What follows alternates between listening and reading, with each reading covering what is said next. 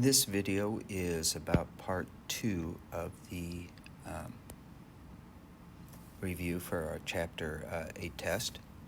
Here we go. We're just finding missing side lengths. So here we got two parallel lines in a triangle. Notice that this guy right here, he's parallel to the bottom of the triangle. That means it cuts the sides in proportions. We've talked about this a lot. Remember, it's top over bottom has to be equal to top over bottom, like so. So when we set this up, it's going to be xw over vw, top over bottom, equals xy over yz. And so 44 over 35 equals 36 over xz, which we don't know. So we'll leave it, we'll leave it at xzy rather, yz. There we go. And now we just cross multiply. Maybe we can simplify 44 over 35 first, but I don't think so. So we get cross multiplying 44 times the yz equals 35 times 36. Well, at least I can see both sides are divisible by 11. No, not by 11, by 4. There we go. And I'm going to work over here now. 44 over 4 is just 11. That's the 11 I was thinking of before. Equals 35 times, I'm going to divide 36 by 4, giving me 9. So 11yz equals 9 times 35, 45, carry your 4, 27, 315. So yz is equal to 315 divided by 11. I do not know if 315 is divisible. When I do that division, I get some nasty decimals. I'm just going to leave it right now as 315 over 11. Not very pretty, but that's what it is. Now, we may want to check that because I'm not super comfortable with that answer.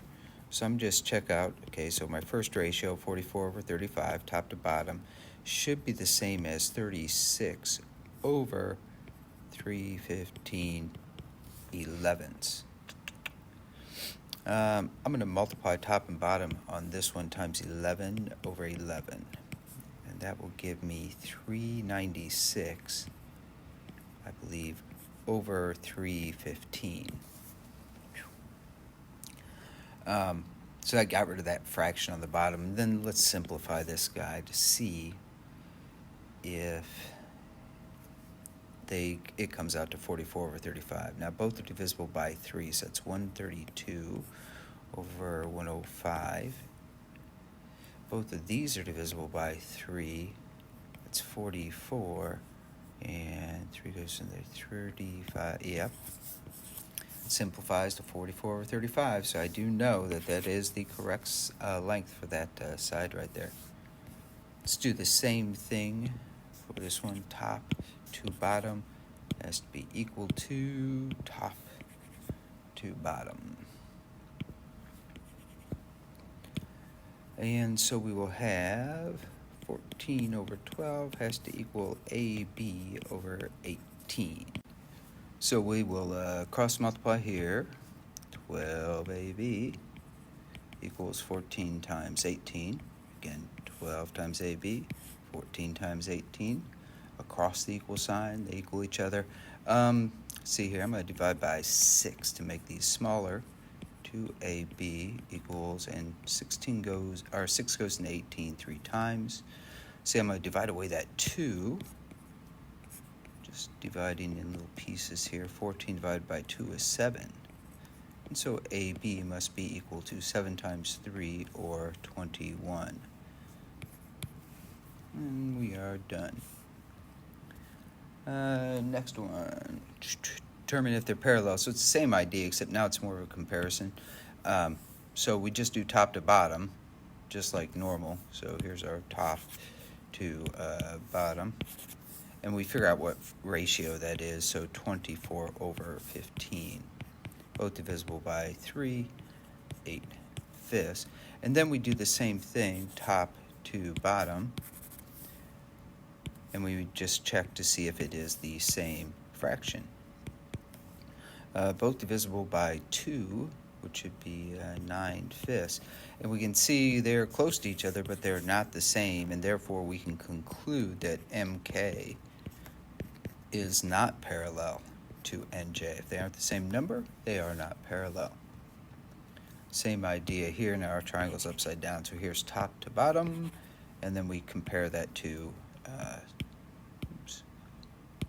top to bottom there. So let's see here. On the left-hand side, we'd have 25 over 22.5, and on the right-hand side, we'd have 20 over 18. This is not very good form here with the decimal in the fraction, so we're going to multiply by 2 over 2. That's just a version of 1, but that gives us 50 over 45. Okay, and now I'm going to start to simplify that now that I don't have the decimal in it. Everybody's divisible by 5, so that's 10 over 9. Over here, everybody's divisible by 2, so that's 10 over 9. So left-hand side ratio of 10 to 9, right-hand side ratio of 10 to 9. So we can conclude, therefore, that MK is parallel to JN. All right, let's jump down here to the bottom of the page. Find the missing lengths. This is very similar to the triangle problems, and I've been trying to emphasize this. Notice, first of all, we got 3 parallel lines. Okay, all of these angles, so they're all perpendicular to the same line. Therefore, these 3 lines right here, here, and here are parallel. And that means the transversals right here and right here, they are going to be cut proportionally. And again, we'll use this kind of top to bottom naming that we've been doing. And what I'm going to do is extend it to show that this is basically just like a triangle. You can see it right there. And we just do top to bottom equals top to bottom again. Top to bottom and top to bottom. Just like that. And so the setup, if we were to do this with variables, would be Vx over Xz. Has to be equal to the ratio of UW over WY. So Vx we don't know, Xz is 15, UW is 8, and YW or WY is 20. And we can cross multiply, and we'll be in good shape. So we have 20 Vx equals 8 times 15. I'm going to divide by 4. Giving me 5 Vx equals 2 times 15. Then I'm going to divide by 5. 15 divided by 5 is 3, so I'm getting Vx equal to 2 times 3, or 6. So that's this little segment right there would be 6 units long. And the last one on this page, again, note here's that triangle right there getting completed when those two intersect each other. You can see that we've got 3 parallel lines here. Okay, these both form the same angle with this guy. So they have to be parallel to each other. And then right here, these 2 lines make the same angle with line UN, and therefore they have to be, these 2 lines have to be parallel to each other. And so if this PN is parallel to RS and RS is parallel to DU, then PN is parallel to TU. Okay, so that was a lot of explaining just to say and giving the reasoning that these 3 lines are parallel. And so we'll just set up these ratios again. Top to bottom has to be equal to top to bottom, since those lines are parallel. Okay. So let's just set that up.